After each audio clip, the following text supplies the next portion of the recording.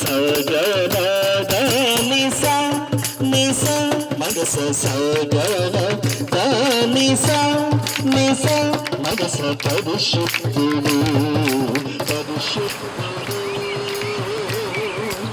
గట్టిగా చెప్పట్లు ఆమేన్. సగమద గమదని మదనిస గమసగా మగసని.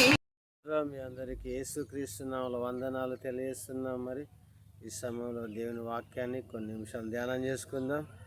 మరి 1 తెస్సలోనికీయులకు రాసిన పత్రిక 5వ అధ్యాయము 18వ వచనాన్ని జ్ఞాపకం చేసుకుందాం.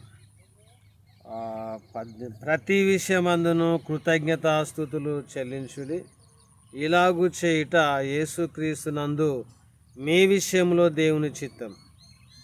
ఇక్కడ అపోస్తలుడైన పౌలు మరి తెస్సలోనికీయులకు రాస్తూ పత్రిక రాస్తూ చాలా విషయాలు బోధిస్తూ మరి ఇక్కడ ఒక విషయాన్ని జ్ఞాపకం చేస్తాను. నేను ప్రార్థన చేసినప్పుడు మరి ఈ మాట దేవుడిచ్చిండు. మరి ఎన్నోసార్లు మనకు తెలుసు దేవుని సన్నిధిలో కృతజ్ఞతాస్తుతులు చెల్లించినది చాలామంది తెలుసు. కానీ మరొక్కసారి మనం ఈ సమయంలో జ్ఞాపకం చేసుకుందాం.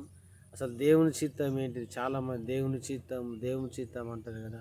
ఇక్కడ ఏమంటానంటే ప్రతి విషయంలో కృతజ్ఞతాస్తుతులు చెల్లించడము దేవుని యొక్క చిత్తం అన్నమాట.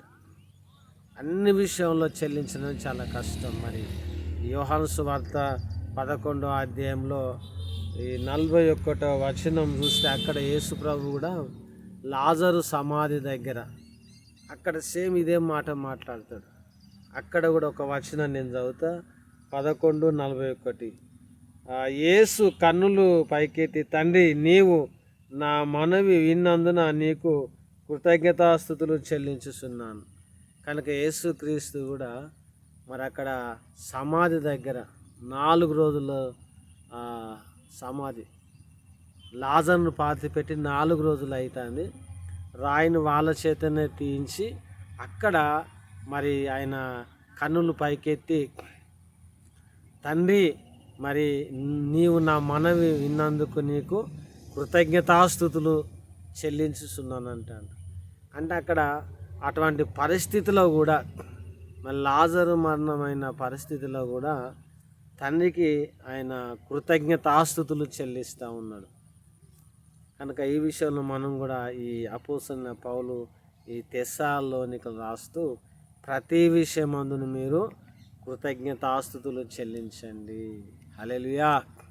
కనుక ఒక్కోసారి లేని విషయంలో కావచ్చు, ఉన్న విషయంలో కావచ్చు, ప్రతి విషయం అంటాను లేములో కానీ కలిమిలో కానీ మనం దేవుని సన్నిధిలో కృతజ్ఞతాస్తుతులు అనారోగ్యం ఉన్నప్పుడు కూడా కావచ్చు, ఆరోగ్యం ఉన్నప్పుడు కావచ్చు, కానీ దేవుని సన్నిధిలో మనం కృతజ్ఞతాస్తుతులు చెల్లించడానికి మనం ప్రయాసపడాలి. కొన్నిసార్లు బాగా క్లిష్ట పరిస్థితులు మనం దేవుని స్తుతించలేము, కృతజ్ఞత చెప్పలేము.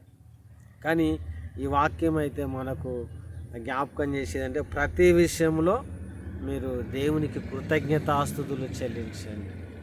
అలా చేయడము దేవుని యొక్క చిత్తం అంట. చిత్తం అంటే దేవుని యొక్క ఇష్టం అది. కాబట్టి మనం కూడా ప్రభువా మరి నేను అన్ని విషయాల్లో కృతజ్ఞతాస్తుతులు చెల్లించలేకపోతున్నా అయ్యా, మరొక్కసారి నీ వాక్యం ద్వారా నాతో మాట్లాడినందుకు వందనాలు అని చెప్దాం. నేను ప్రార్థించినప్పుడు ఈ వాక్యం ఇచ్చింది కాబట్టి దేవ మనం కూడా ఆ సంఘానికి ఆ రోజు తెస్సలోనికీయుల సంఘానికి పరిశుద్ధాత్మ ద్వారా మరి పౌలు గారు రాసింది ఈనాడు ఇదే ఆ వాక్యం ద్వారా దేవుడు నాతో నీతో మాట్లాడతాను. కనుక మనం కూడా ప్రతి విషయంలో కృతజ్ఞతాస్తుతులు చెల్లించడానికి నేర్చుకుందాం. అటువంటి కృప పరిశుద్ధాత్మ దేవుడు మనందరికీ అనుగ్రహించును గాక. ప్రార్థన చేద్దాం. ప్రేమగల పరలోకపు తండ్రి నీకు వందనాలు స్తోత్రాలు చెల్లిస్తూ అయ్యా మరి ఈ తెస్సలోనికీయుల మొదటి తెస్సలోనికీ పత్రికలో దేవ 4:18 వచనం ప్రకారం దేవ ప్రతి విషయంలో మేము కృతజ్ఞతాస్తుతులు చెల్లించాలని నీ వాక్యం సెలవిస్తూ ఉన్న తండ్రి. ఆనాడు ఆ సంఘానికి ప్రభువును పరిశుద్ధాత్మ ద్వారా అయా బోధించిన దేవుడు ఈనాడు మాకు ఈ వాక్యం ద్వారా మరొకసారి నాతో మాట్లాడినందుకే స్తోత్రాలు అయ్యా. మేము కూడా అన్ని విషయంలో ప్రతి విషయంలో కృతజ్ఞత స్తుతులు చెల్లించడం అనేది నీ చిత్తమని వాక్యం సెలవిస్తుంది ప్రభా. ఆ రీతిగా మేము నీకు ప్రతి విషయంలో కృతజ్ఞతాస్తులు చెల్లించి ఆ నీ చిత్తాన్ని జరిగించడానికి నీ కృప సహాయము చేయమని యేసు నామములో ప్రార్థించి స్తుతించి వేడుకుంటున్నాము తండ్రి.